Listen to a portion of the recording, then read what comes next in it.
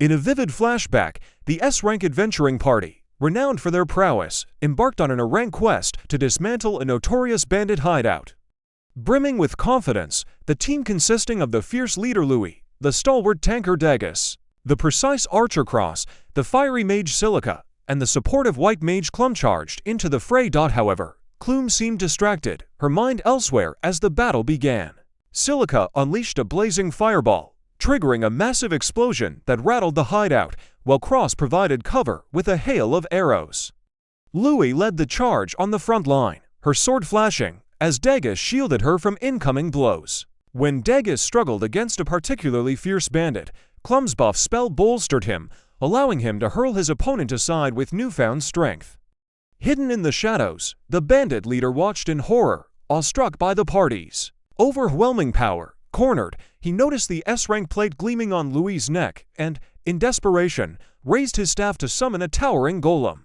Louis charged the beast, but her blade failed to pierce its rocky hide, forcing her to retreat. She called out to Clum for a buff, but Clum, lost in thought, didn't respond. After a second, sharper call, Clum snapped back and cast the spell, empowering Louis to shatter the golem with ease. The bandits were swiftly captured, and Clum apologized profusely for her lapse, her face clouded with guilt. Louis, ever understanding, reassured her and gently asked about her sister, hinting at a deeper concern. The scene shifted back to the present, where Louis dragged Lloyd to meet her party, claiming she'd found their new white mage.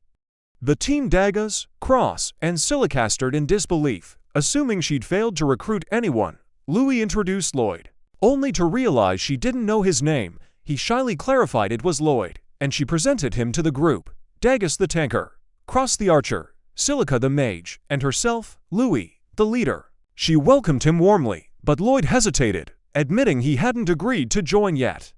The team groaned, teasing Louis for dragging him along without explanation, and suggested declining their upcoming quest. Louis refused, insisting someone needed their help, and explained to Lloyd that they were the only S-rank party available, as others were occupied. Lloyd wanted to help but doubted his skills, fearing he'd fall short. Louis, undeterred, proposed a test in the forest to gauge his abilities, assuring him that if he proved capable, everything would be fine. Under pressure from their high expectations, Lloyd was tasked with casting buffs on the entire party, a feat the others deemed impossible. Stunned but determined, Lloyd drew his staff and silently cast 5 distinct buffs, shocking everyone. Louis, curious, asked where his staff came from, and Lloyd casually mentioned using storage magic when she questioned if he'd already cast the buffs. The team was floored by his incantation-less casting. To test the buffs, Louis swung her sword at a tree, felling it instantly, leaving everyone dumbfounded. Lloyd, mistaking their shock for disappointment, apologized for his poor performance, stored his staff, and turned to leave. The party stopped him, incredulous, as he revealed he'd been fired from a hero's party for lacking power. Stunned, they asked why their previous white mage, Clum, had left. Louis explained that Clum's sister, Sylvie, was gravely ill, and the burden of adventuring while caring for her became too much, leading her to step away to avoid hindering the team. Lloyd, intrigued, asked about Sylvie's illness, learning it was a rare condition that turned her body into magic stone. Recalling his master's teachings, Lloyd requested to see her. At Clum's house, she recounted how Sylvie fell ill during a quest to extract magic stone, attacked by a monster, and left unconscious. Lloyd, sensing an unpleasant mana in Sylvie's room, examined her and found her hands and feet transformed into magic stone.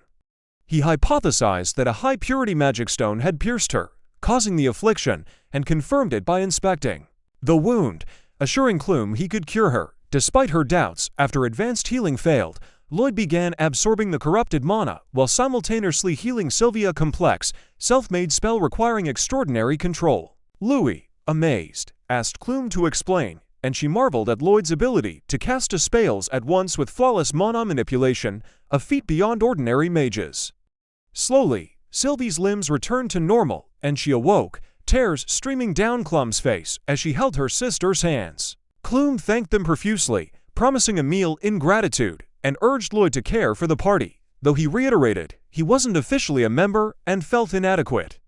At dinner, the team thanked Lloyd for saving Sylvie, but he brushed it off modestly. Luth playfully smacked him, urging him not to downplay his deeds, and Lloyd, warmed by their acceptance, asked to join the party. They welcomed him joyfully, and Lua called for a celebration, her teammates teasing that she just wanted to cut loose. With Lloyd now among them, the S-rank party stood stronger, ready for their next adventure.